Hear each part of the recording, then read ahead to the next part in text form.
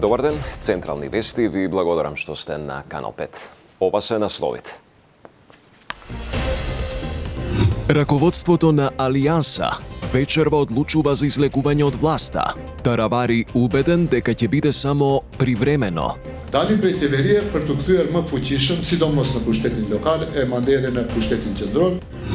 Ленче Ристовска, Јордан Апостолски или Габриела Гајдова. Владата утре ќе одлучува кој сака да го наследи Јован Илиевски во Страсбур. Се заборави се побара дали се водат истраги или се кривично осудувани. Нема веќе термини за приоритетни упати на интерните клиники и кардиологија, алармира матичните лекари. Минатата недела исто не можевме и денеска понеделникот повторно имаше пациент кој што беше со потреба да треба да се упати итно на интерно, беше блокиран. Независниот синдикат на полицијата излезе на протест. Бараат минималната да биде основна плата за полицијата во цела земја. В петок пресуда за пожарот во модуларната. Екс-директорите бараат ослободување. Семејствата на жртвите нова истрага. Обвинителството не заврши работа како што треба.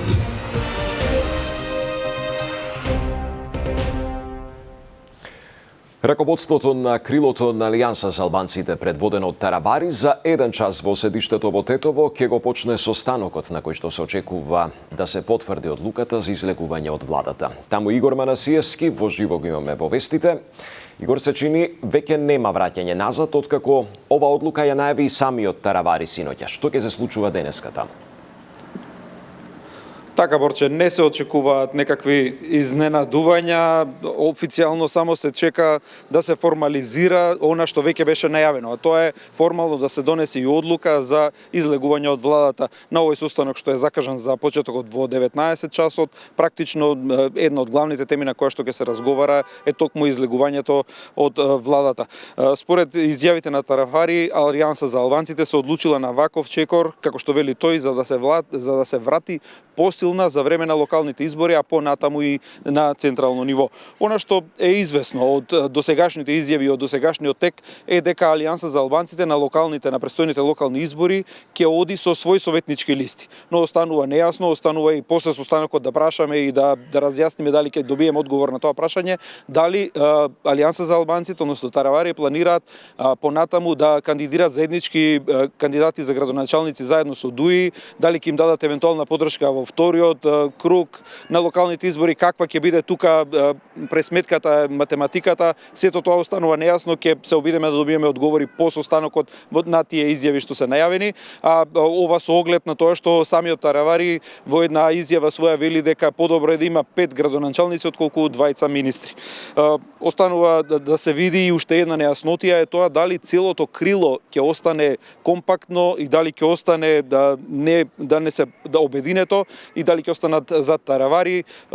Таа математика, таа пресметка ќе се чека понатаму да се види, имено има 5 пратеници, дали ќе имат пратеничка група. Останува води сите анализи за досегашниот тек, предлагам да ги прогледнеме од прилогот на Ивана Стојановска. Одлуката за излегување на Алијанса за албанците од владата е веќе известна. Се очекува само нејзино официјализирање на средбата помеѓу Мицкоски и Таравари која треба да се случи деновиве. Во меѓувреме Таравари во изјава од Врапчиште порача дека не сакале да бидат марионети во владата и упати низа критики кон нејзиното работење. Qeveria disi u hup në rrugën drejt Bashkimit Evropian. Situata në administratën shtetore fatkeqësisht e shifni, ka një marginalizim të jashtëzakonshëm dhe tendenca që shqiptarët të marginalizohen, dhe Alianca për shqiptarët ka vendosur që nesër, se mbas nesër, në organet partijake të vendosën me dignitet kur kretë vrapojnë për ty në qeveri, ne jemi mësut dalim prej qeverie për të kthyer më fuqishëm, sidomos në pushtetin lokal e mandej edhe në pushtetin qendror. Duam kur jemi në qeveri mos jemi kukë.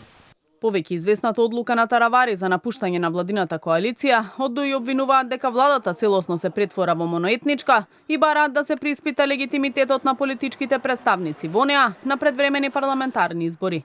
Одвреди возвраќаат дека тие се легитимни представници на албанските гласачи во владата, која има доволно мнозинство за исполнување на ветените проекти, а единствените избори кои ќе се одржат на есен ќе бидат локалните. Свесни сме за политичката игра на Дуи, која од жет за моќ и страф од правда се стреми кон пржинска влада, но тоа е невозможно и никогаш нема да се случи. За нас е необјаснливо зошто Арбен Таравари стана дел од оваа игра на Али Ахмети, за да се спаси себе си и своето семејство, наведуваат од Вреди.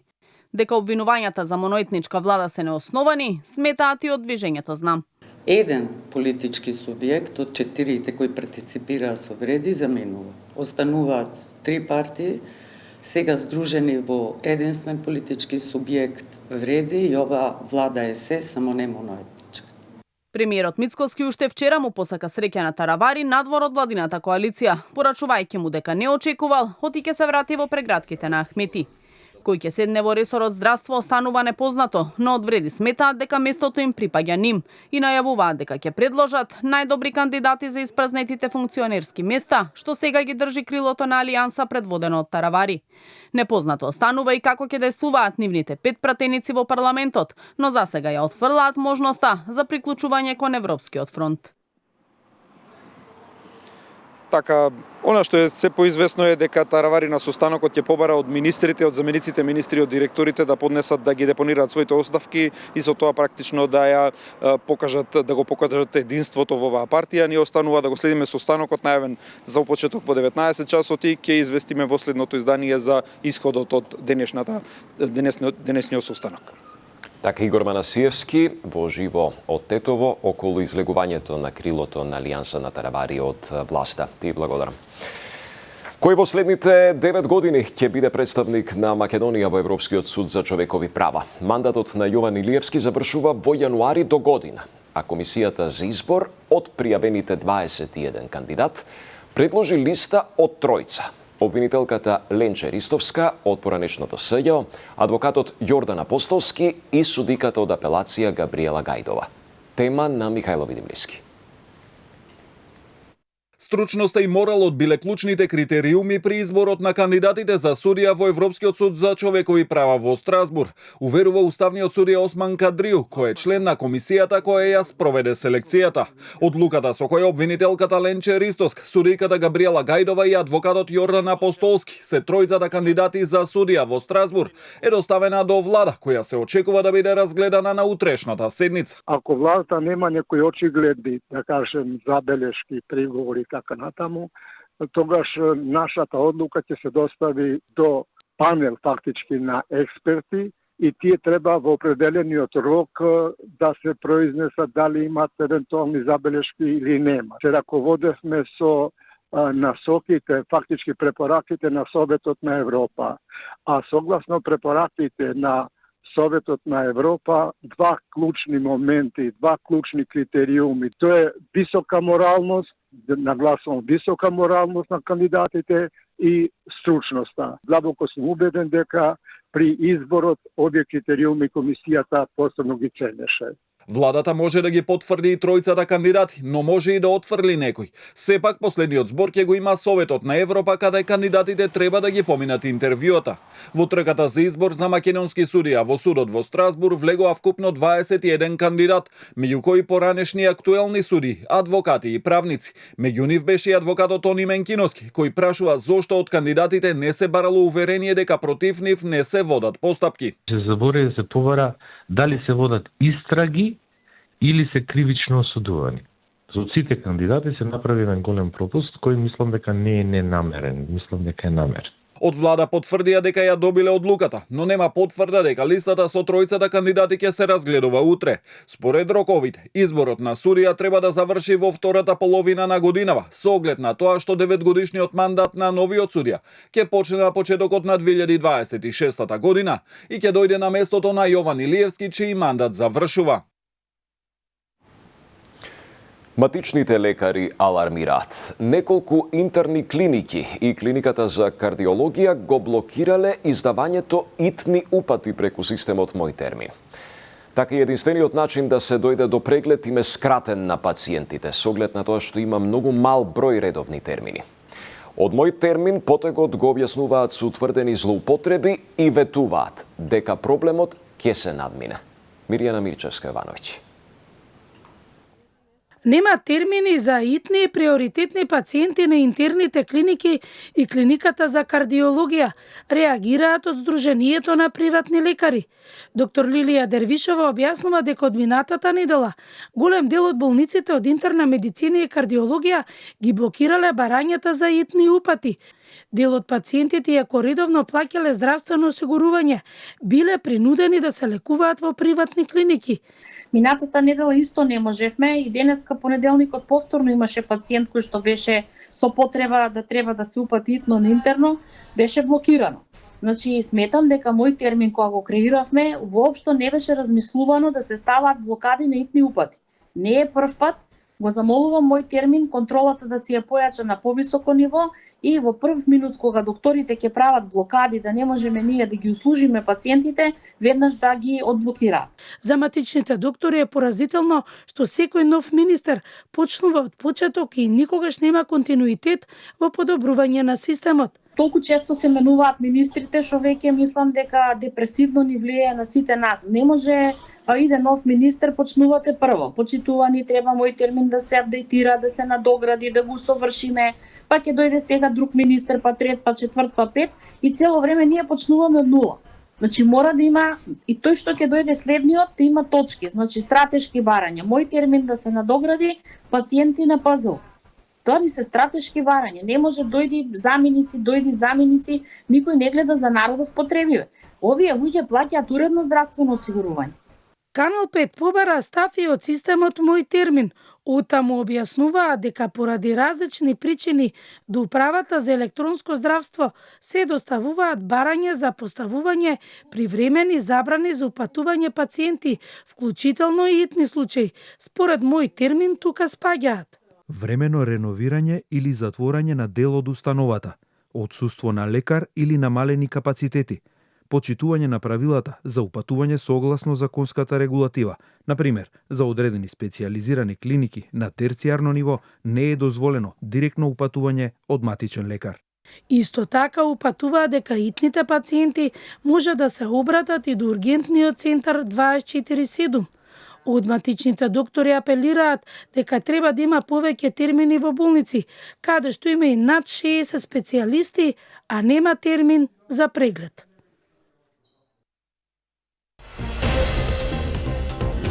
Корупцијата и нереформираната администрација и натаму клучни проблеми за побрз економски развој.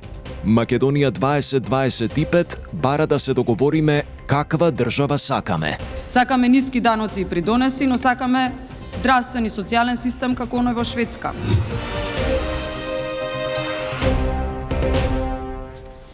Тетовскиот суд в петок ќе соопшти пресудата од повтореното судење за пожарот во модуларната болница од 2021 во која животот го загубија 14 луѓе.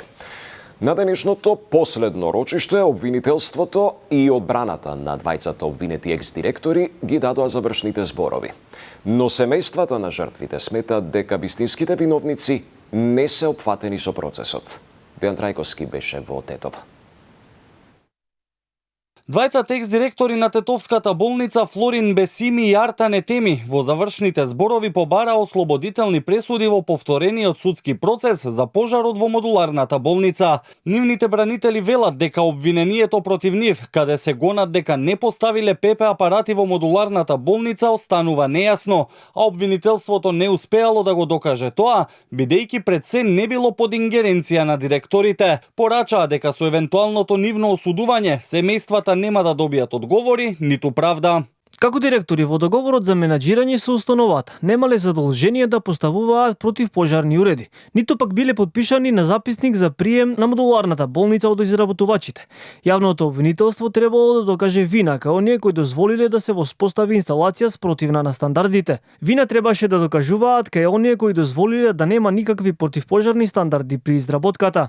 вели одбраната на Бесими. Представникот на обвинителството пак посочи дека материјалните и вербални докази, како и сведочењата, докажувале дека обвинетите го сториле кривичното дело, односно дека обврската на директорите да постават ПП апарати е неоспорна. Тој побара максимална казна за обвинетите, а кон неговиот исказ се приклучија и бранителите на оштетените. Дел од семејствата на загинатите пак немаат високи очекувања за 16 мај кога ќе биде изречена и пресудата, а воедно не се задоволни ниту од тоа како е водена истрагата и кој се е опфатен од неа од обвинителството.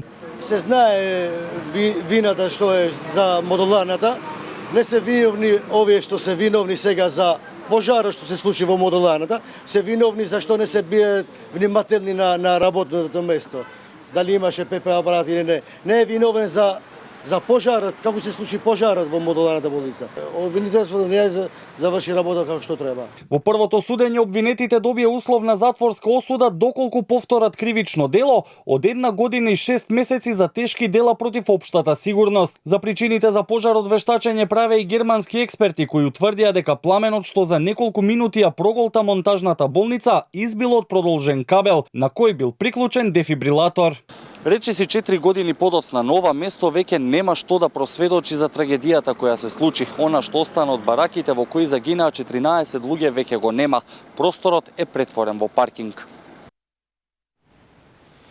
Премиерот Христијан Мицкоски тврди дека воопшто не се двоумел да ја прифати понудената помош од Бугарија и од Грција за лекување на повредените во пожарот во Кочани и покрај ризикот тоа да биде политички злоупотребено. Говорејќи на самитот Македонија 2025, Мицкоски откри и како дознал за трагедијата и кои биле неговите први потези. Здравко Димитров. Пожарот во Кочани за мене е најтешкиот ден, не само за време на мандатот, туку и во животот, рече денеска премиерот Христијан Мицкоски изборувајќи на самитот Македонија 2025. Тој кажа дека веднаш по добивањето на информацијата за катастрофалниот пожар во дискотеката Пулс се упатил кон Кочани. Тоа утро негде 3:30 беше кога човек тропаше на вратата во мојот дом. Кога отворив, тоа беше еден од луѓето од обезбедувањето на министерот за внатрешни работи, кој што бидејќи него гледав телефонот нормално во 3:30 наутро, логично е да спиете. Го погледав телефонот и тогаш ја видов таа порака од него. Тој беше веќе упатен на лице место. Веднаш се совземав и прво што направив е ги повикав луѓето од мојот тим да се упатиме веднаш кон Кочани. Негде околу 5 и нешто пристигнавме таму. Понуда за помош пристигнувала од речиси сите земји од регионот, но како што вели, тешко и емотивно било да се донесе одлука за прифаќање на помошта, особено од дел од соседите со кои имаме влошени односи. Во целата таа ситуација логично е како човек да реагирате и да се создадат големи емоции, но треба да се носат одлуки. Сите чекаа да носите одлуки. Најтешки беа одлуките кога доаѓаше понуда за помош од секаде, посебно од регионот. А знаете, ние за жал немаме брилјантни односи со дел од соседите, би рекол поготово со еден од соседите. И тогаш кога треба да носите одлука, морате да водите сметка за сите последици кои што може да настанат. Размислував неколку секунди и тогаш реков, ве молам, спремете ги најкритичните пациенти, ќе ја прифатам помошта која што ја нудат соседите и веднаш да ги транспортираме. Премиерот вчера рече дека жали што родителите на загинатите во пожарот не ја прифатиле неговата покана за средба во владата. Иако негираше дека бил поканет од семејствата, изрази подготвеност да се сретне со нив во Кочани. Родителите на загинатите деца во саботата повторно излегоа на протест и побараа правда и одговорност. Независниот синдикат на полицијата излезе на протест од кој што побараат да се почитува законот за минимална плата и основната плата во полицијата да биде најмалку колку минималната. Побараа и воедначување на судската пракса на целата територија и спроведување на судските постапки во законските рокови. Деталите ги има Елизабета Дамјановска-Спасеновска. Со транспаренти во рака, независниот синдикат на полицијата денеска преку протестен марш побара повисоки плати и воедначена судска пракса. Како што објасни председателот на синдикатот Мартин Ефремов, полициската плата е составена од основна плата плюс зголемување, минат труд и додатоци. И дека основната плата не смее да биде под минималната. Тој смета дека судиите сакаат да постигнат целосна промена на судската пракса и законот во полицијата да не важи, односно законот за минималната плата да не биде применет како што треба во државата. Ефремов исто така напомена и дека во моментов има илјадници предмети кои полициски припадници ги водат против МВР, во кои што бараат да се досуди разлика до минималната плата. Во различните градови во државата судовите кажуваат дека на едни полициски службеници треба да се исплати повеќе плата, а во Скопје велат дека ни е доволно оваа плата што ја зимаме. Со овие пресуди колегите имаат наплатено и е докажано дека нивната плата е испод минималната, а за жал скопските судови вели дека тоа не следува. Тука доаѓа до еден огромен револт, до една огромна невоедначеност на платите. На полицајците кои протестираа им се придружија нивни колеги од Србија и Црна кои како што рекоа нема поголема чест од тоа да се носи полициската униформа и да се служи на својата држава и народ. Потсетија и дека пред 2 години кога во Црна Гора се протестирало за повисока плата, македонските полицајци биле нивна поддршка.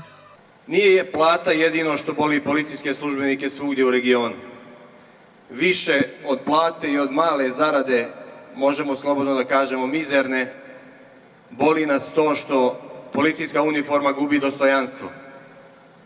Što se svi, a najviše oni koji donose odluke u našim državama, trude da unize ovu časnu, odvažnu i hrabru profesiju. Од МВР соопштија дека го почитуваат правото на протест и посочија дека денешното незадоволство не било насочено кон МВР, туку кон судското постапување во процесите поврзани со правата на полицајците. Постојано сме во разговори со сите полициски синдикати и заедно се предлагаат и прифаќаат решенија за унапредување на статусот и условите на полициските службеници. Полицајците денеска од апелациониот суд во Скопје побараа воедначување на судската пракса со апелационите судови во Битола и Гостивар, но од судот до овој момент, иако побаравме став во однос на барањата, не добивме одговор. Министерот за надворешни работи Тимчо Муцунски во Шведска се сретна со неговата колега Марија Малмер Стенергард, од која што добил силна поддршка за евроинтеграциите на земјава. Имавме плодна дискусија, поврзана и со предизвиците на кои што ги имаме ние на нашиот пат кон европските интеграции, каде што отворено кажавме дека нашето очекување дека процесот на проширување ќе престане да биде мерен по однос на субјективни билатерални критериуми, туку ќе почнеме да бидеме мерени по однос на мерит и на објективни фактори. Тоа што го слушнав беше охрабрување за нашиот пат кон полноправно членство, ветување дека се Шведска ќе продолжи да биде конзистентен поддржувач на политиката на проширување и секако ќе продолжиме да дискутираме и за многу други билатерални прашања кои што и како влијаат на нашите граѓани, на нашите македонци кои што живеат во Шведска. Корупцијата и нереформираната јавна администрација и натаму се клучните проблеми за побрз економски развој на земјава, порача од Организацијата Македонија 2025 на почетокот од годинашниот самит, на кој што присуствуваат над 500 гости. Економски експерти, директори на think-танкови, поранешни и сегашни премиери и министри. Сандра Спасовска. 5% годишен економски раст, нулта толеранција на корупцијата, пристап до ЕУ и ефикасна јавна администрација. Ова е визијата на Македонија 2025 за домашната економија, представена на стартот на самитот 2025. Корупцијата е рак на општеството, рече во своето воведно обраќање извршната директорка Никица Мојсовска, посочувајќи дека земјава и натаму нема консензус каква економија сака. Вели, иако во Македонија има прогрес, другите растат побрзо од нас. Ни предстои уште работа. Мојсовска оценува, потребна ни е мала влада со мали но ефективни трошоци. Како општество, мислам дека немаме изградено консензус каква држава сакаме да имаме, каква економија сакаме да имаме. Од една страна сакаме пазарна економија, од друга страна бараме државен интервенционизам. Сакаме ниски даноци и придонеси, но сакаме здравствен и социјален систем како оној во Шведска. И понатаму бизнисмените се гледаат како профитери, наместо како двигатели на економијата и носители на работни места. Премиерот Христијан Мицковски верува дека економскиот раст во првиот квартал ќе биде помеѓу 3,5 и 4%. Во својот говор на првиот панел на самитот посочи дека како држава имаме потенцијал и со перформанси сме пред другите, но согласен е дека ни предстои уште работа. Ние имавме 2,8, што не е доволно. Немојте да зборуваме дека тоа е доволно, но доволно е затоа што во третиот квартал и во четвртиот квартал бележевме стапка на растот над 3%, а за првиот квартал од оваа година, имајќи ги првичните индикатори, индустриското производство, туризмот и останатото, не би се изненадил ако имаме меѓу 3,5 и 4%, што ќе представува раст на бруто домашен производ, еден од водечките во Европа. Самитот го отвори председавачот на бордот на директори Виктор Мизо, кој најави ребрендирање на Македонија 2025, нагласувајќи дека и организацијата и Македонија треба да се фокусираат за земјата да стане модерна и европска. На неколкудневниот самит кој се одржува во Скопје ќе присуствуваат над 700 гости од земјава и странство, а главни теми меѓу другото ќе бидат и дигитализацијата, вештачката интелигенција за брзување на економскиот раст. За да нема препишување, матурантите годинава ќе полагаат државна матура во амфитеатрите на универзитетите во Штип, Битола и Скопје, најави министерката за образование Бесна Јаневска. Таа повика и на свесност кај учениците, родителите и наставниците. Меѓу учениците мора да има 1,5 метри растојание во сите правци, напред-назад и бочно. Затоа училиштата кои немаат такви можности побараа да се организира матурата на друго место и еве во Штип и во Битола и во Скопје ќе ги користиме универзитетите. Материјалите се во подготовка. Мобилни телефони нема да се употребуваат, односно тестаторите ќе бидат задолжени да спроведат учениците да си ги остават мобилните телефони на соодветно место во просторијата каде што ќе се полага. Од СДСМ ги демантираат тврдењата на ВМРО од ДПМН дека лидерот на партијата Венко Филипче поседува инвестиции или имот во Обединетите Арапски Емирати. Од партијата преку соопштение тврдат дека Филипче поседува виза, но таа не е добиена брз основа на инвестиции или собственост на имот. Претходно денеска од ВМРО ДПМН побараа Филипче да каже со која болница преговарал за да добие виза и го обвинуваат Филипче за лажење на јавноста и менување ставови. Филипче во својот живот има работено како лекар, министер, пратеник. А со тие примања тешко се доаѓа до златна виза. Особено ако знаеме дека таа виза се добива врз база на инвестиции, а најмалку треба да се инвестираат над $500,000. Од тука се поставува прашањето. Од каде му пари на Филипче за инвестиции во Дубај? Дали Филипче заедно со Заев инвестирале во 50 катница во Дубај? Од каде му на Филипче над $500,000 за да добие златна виза? Или може би ги чувал од мекици и родендени? Почитувано и смевање на интелигенцијата на народот, Филипче мисли дека ќе му пројде. Велосипедите се најбрзото и најекономичното превозно средство во градските средини. Но Скопје е веројатно единствената европска метропола во која што не е возможно да се изнајми велосипед на час. И покрај многуте ветувања во мандатот на актуелната градоначалничка Даниела Арсовска, речиси воопшто не се инвестираше во велосипедската инфраструктура. Јорданчо Цветановски. Скопјани се почесто ја прифаќаат европската пракса за возење велосипед, како најекономична и најздрава опција за превоз. Но колку условите на скопските улици го овозможуваат тоа?